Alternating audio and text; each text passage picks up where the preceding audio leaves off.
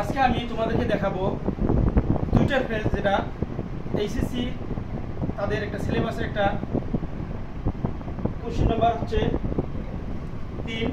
সেখানে special word phrase নামে কতগুলো ওয়ার্ড থাকে, তার মধ্যে এই দুটো কনফিউশনে থাকি। এই কনফিউশন দূর করার জন্য আজকে হাজির হয়েছি তোমাদের মাঝে। ইনশাল্লাহ আজকে থেকে তোমাদের এই কনফিউশন এখানেই শেষ হয়ে যাবে ইনশাল্লাহ। তো এই দুটো হচ্ছে, একটা হচ্ছে হোয়াটস লাইক, মানে কোনো কিছু কেমন, আর হোয়াট ডাজ লুক লাইক, দেখতে কেমন।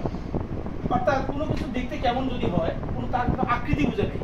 আকৃতি বুঝালে আমরা এখানে হোয়াট ডাজ লুক লাইক, বৈশিষ্ট্য, চরিত্র, কারো চরিত্র দেখা যায়, এই ক্যারেক্টার বুঝালে আমরা এই যেগুলো অদৃশ্য দেখা যায় না, যেগুলো দেখা যায় না সেটা আছে হোয়াটস লাইক। এটা শর্ট ফর্ম, হোয়াট ইজ হবে এখানে শর্ট ফর্ম করা হয়েছে। তা হোয়াটস লাইক ডট লাইক, এটা কোনো কিছু মানে কেমন, অর্থাৎ তার কোনো বৈশিষ্ট্য দেখা যায় না, শুধু অনুভব করা যায়। এই ক্ষেত্রে আমরা এই ফ্রেজটা ব্যবহার করব। আর হোয়াট ডাজ লুক লাইক, মানে কোনো কিছু ধরা যায়, মানে সেটা আকৃতি বোঝা যায়, এটা এত বড় ছোট, তখন আমরা what does look like. What does look like মানে কোনো কিছু দেখতে কেমন। তো dear students, I think you have understand clearly this যে what's like and what does look like. তাহলে আমরা এটা এইচএসসি যে প্রশ্নে এডিশন সেন্টেন্স থাকবে একটা, আর মূল সেন্টেন্স থাকবে।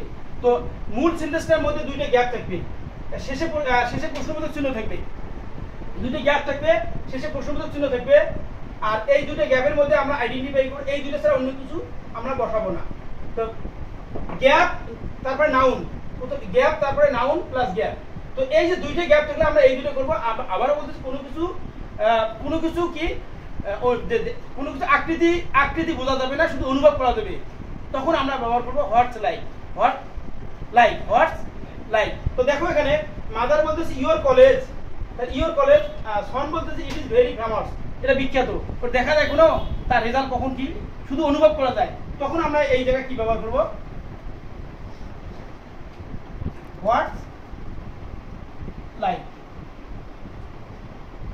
এক নম্বর শেষ হলো। তারপর নেক্সট, মাদার বলতেছে ইওর কলেজ, সন বলতেছে it is a very big, মানে ছোট বড়, বিগ স্মল, এটা ছোট বড় বোঝাচ্ছে, তার মানে আকৃতি বোঝাচ্ছে। এই জন্য আমরা এখানে যে ফ্রেজটা ব্যবহার করব সেটা হচ্ছে what does your college look like. তারপরে এই দুটো গেল। তারপরে আইএস বলতেছে ইওর ফাদার, তোমার বাবা। তারপরে মানু বলতেছে হি ইজ ভেরি জেন্টেল। এখন জেন্টেল মানুষ তো ভিতরে থেকে বুঝে, তাহলে এখানে কি হবে, এই ফ্রেজটা হোয়াটস লাইক। তারপরে আইএস বলতেছে ইওর ফাদার, মারুফ বলতেছে he is a tall man. তারপরে লম্বা ছোট বড় বুঝাচ্ছে, এই জন্য আমরা এখানে এই ফ্রেজটা ব্যবহার করবো, what does your father look like. Dear learners, another example you can see on a whiteboard. কালিমা বলতেছে your principal। তা নাবিদুল বলছে he is a nobleman, তা সে একজন সম্মানিত ব্যক্তি। তারপরে আছে বাবুল বলতেছে your principal, জাকির বলতেছে he is a fat man।